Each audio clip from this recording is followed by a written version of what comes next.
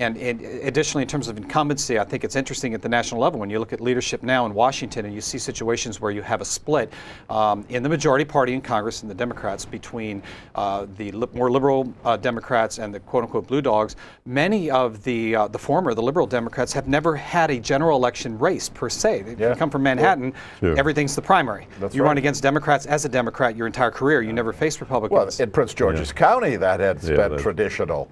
After the primary, at Prince George's County level, county level. Exactly, and without honing your skills, without being able to sharpen your game, by facing a challenging election cycle and race, you as an incumbent, and having known of many incumbents, not having been one myself, but having known many of them, they will assert you and look you in the eye, and I believe most of them when they say, I was glad not to have an opponent, but I felt like I wasn't as much on my game when I got in without having had a tough fight as some of the folks that came in through tough fights.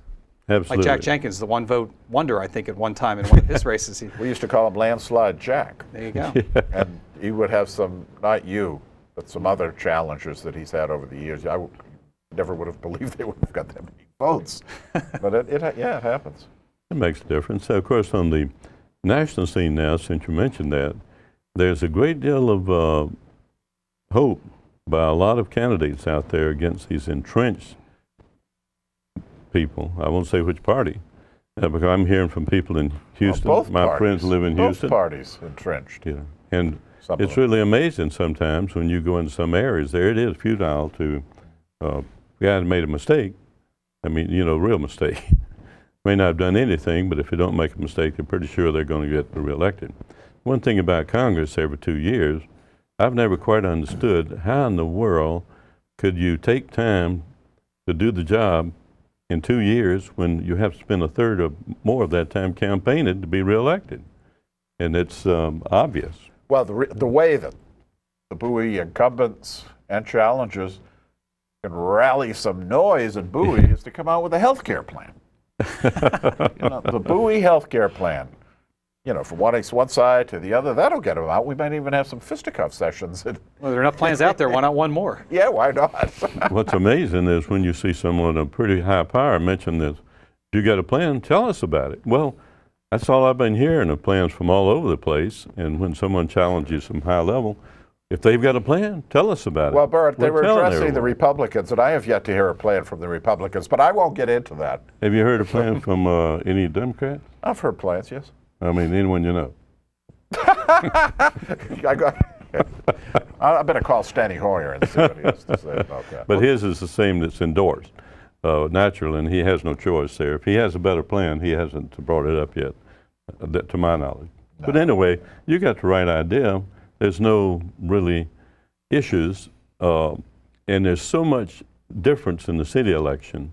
Quite frankly, you don't have controllable elements in the city election. In other words, if you are in there in Congress, boom, you had a vote today, and before you have your people at home say, I'm not so sure you've made the right kind of vote. Next week, we've got something else to talk about. Oh, that's history. And that's one problem I see on a national basis, is there's so much happening. City elections don't have, but so much happening on a national level. By the time you have an opportunity to digest it, you're on to some other challenge. Well, I think one of the problems with the local level, which is what I'm really interested in, is the fact that there's a perception, and I wonder if you agree with this. There's a perception out there that all the amenities that Bowie people have, we've done this on a previous show, you know, the recreational facilities, the senior center, a large variety of things, are from the county. They're not. And the point that I wish Bowie people would get is, hey, the Bowie City Governor and Bowie City Council are getting you that stuff, not Jack Johnson and his crowd of odd people on the county council. Do you feel that? That's right, and I'll give you an example. Sure. In your town, the section that I live in, the city crews just came through within the last week and a half, and on Yorktown Drive cut in the new aprons, the new stormwater management aprons in front of each house. And I would be willing to bet that half to 3/4 of those who have not been around Bowie long enough to understand that's a city road, probably didn't even associate that with the city, even though it was city trucks with city seals and city subcontracted labor, performing the services. And in a way, it's to the credit of the council people. They don't use their franking privilege in Bowie quite as much as at some other levels of government. I mean, I've gotten a few pieces of correspondence from Upper Marlboro, as I'm sure you have, John, as well, where I now know what the county council members in Upper Marlboro are spending their time on, and it's not in getting underneath issues and finding out what's going on. It's sending out constituent franking. Well, have you seen some of these newsletters that they sent out? Our county council member, this lovely multicolored thing in which she claims credit for almost everything except the second coming, and that hasn't happened yet. And Jack Johnson does the same thing, the county executive. I think he should be wearing a halo, according to the stuff. That's baloney. The people of Bowie need the Bowie city government. Well, and at the county level, if you look at things outside of Bowie, you can no longer place the blame on Bowie for being anti-Prince George's County and being knee-jerk, in that regard. If you look at the opinions of the rest of the county residents on the failure of the county hospital, then that situation, you have to believe that competency is a requirement that is across all areas of residences within the county. People are sick and tired of having non-responsive county government. And that's what they have. Yeah. That's what they have. That's exactly what they have. That's what we're and have had for years. Yep. Oh yeah. And have had for years. Local politics, that's a level above that everyone we're asked to view today are given a message today, not only the city, but they should be thinking about 2 years away, who they might find that could advance to a position of responsibility and concern with everybody. And it's not there. It's just not there like it's not. It absolutely is not. So encouraging people maybe to run city council, and a lot of people not object, but we talk about it over the while of that's a stepping stone to other positions. That's fine. That happens. That suits me. It's a great testing ground because an implicit part of the job of a Bowie City Council member, including the mayor, who's an equal among equals, is to be an effective lobbyist on behalf of the city. That's right. Which is no small task, given the structure that we work on. And I can recall when I ran raising the issue of effectiveness and the fact that results and outcomes mattered. And I remember it was probably the one thing I raised that got under the saddle, as a burr under the saddle of my opponent the most, because I know that when I ran against Councilman Jenkins, he had a style and a means by which quiet diplomacy worked for him.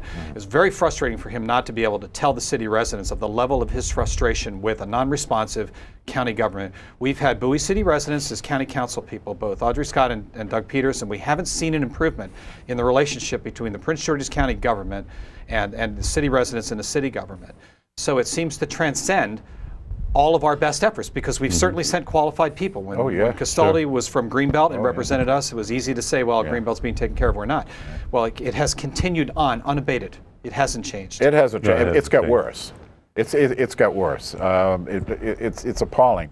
We had brought up the subject, for instance, of the school board. Can you name the school board member that represents Bowie? Not currently. Precisely but so. my two kids are out of the public school system. You certainly remember Vera Teasdale and Al Galato and Callahan, Bob Callahan. This guy's never in Bowie. And Kachu after him, I think, was that the? I don't know if we even have the name right. Oh, that was Sershu. Dean Sershu. It was a former school teacher. I don't remember his name. Bowie High School teacher. And became an attorney. He was on the school board. Can't remember his name. One term. I detect, in all candor, and I have had for quite some time, an animosity towards the city of Bowie on the part of the Prince George's County government. I think they assume that we want too much, we're too demanding, we're too snobby. I don't know what it is. Do you detect that from time to time? I do, and it's interesting. I've heard it referenced elliptically that a certain past Bowie city representative who happened to serve as our county council member, and then she went on and served in other capacities, was at fault for that, for having had the temerity to push through the municipal tax differential, which is saying that our residents shouldn't be taxed twice because the city of Bowie is equipped to do a better job at snow removal and do a better job at trash removal. We have a state-of-the-art solid waste system that was developed by a Bowie resident, Gene Councilman, as our city councilman. So we choose to have a local government. Exactly. And so I've heard it referenced that the root of the anti-Bowie feeling emanates from that, which I, find almost myself in disbelief of. I think it's been there since before Bel Air at Bowie, to be truthful about it. Yeah. You knew Billy Wildman. I didn't know him personally, Yeah, I but did. I have understood from other sources that are close to him that he had the same types of issues beginning to emerge, perhaps not to the degree that we He have. did, and that was in the early 70s.